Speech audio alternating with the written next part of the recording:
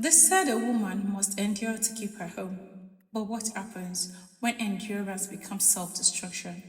This is the story of a woman who loved deeply, suffered quietly, and one day she chose herself.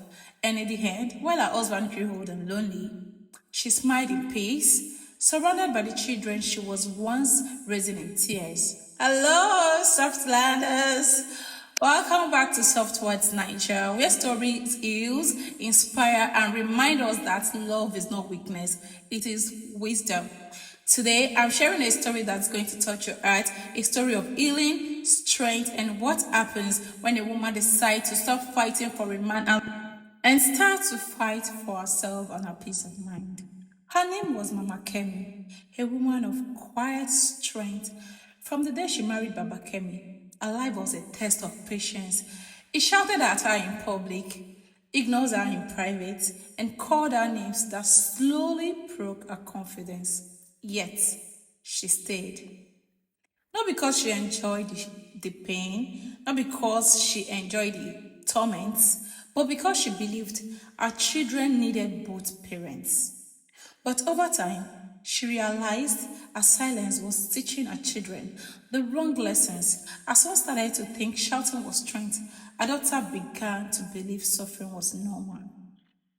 Then one night, after Baba Kemi threw away her food because it was too salty, the normal thing it does, that night changed everything.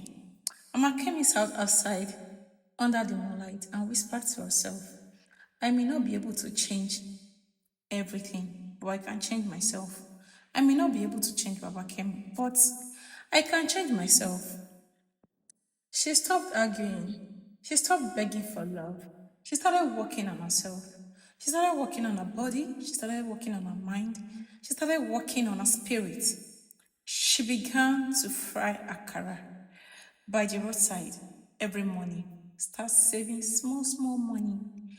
She sent her children to school without extra income and prayed over their heads each night with faith that one day their story would change. And truly, it did. Years passed.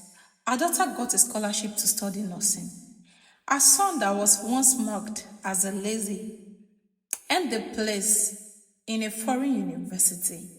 And through it all, Mama Kemi never allowed that bitterness to live in her heart. When Baba Kemi mocked her, she smiled and said softly, Mock me now, but my children will rise. And when they do, they will know what love feels like. Then came that day of joy.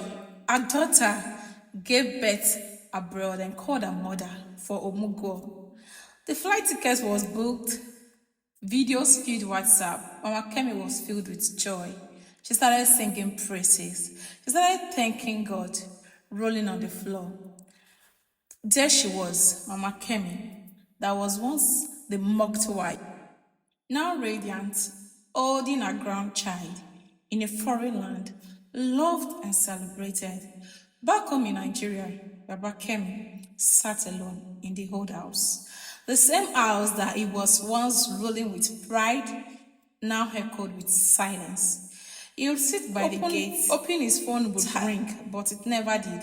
His children avoided him like a plague. His neighbors pitied him. He had money, but there was no peace. He had walls, but there was no warmth. He had built a house, but he never built a home. And now, in the old age, loneliness became his only companion. Softlanders, this story isn't to shame any man, but to remind us all that toxic love destroys everyone, even the one who spreads it. A woman can be gentle and still strong. She can forgive, but she also has to protect her peace because peace is power, the kind that builds generation. Mama Kemi chose peace, and in that peace, she built a legacy for her children that she now carries with pride. And the man who never valued her learned this lesson too late. To every woman listening right now, you are more than what you suffer. You are more than someone's anger. You deserve respect. You deserve peace. You deserve that joy.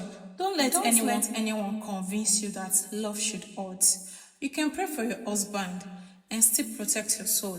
You can forgive him and still choose distance.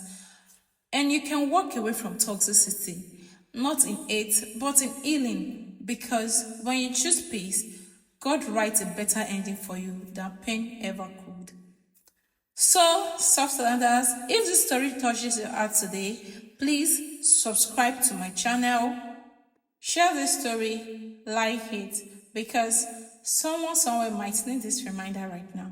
And tell me in the comment section, if you were Mama Kemi, would you stay and create peace within or walk away completely for your sanity? Let's talk about it. Until next time, stay gentle, stay wise, stay soft.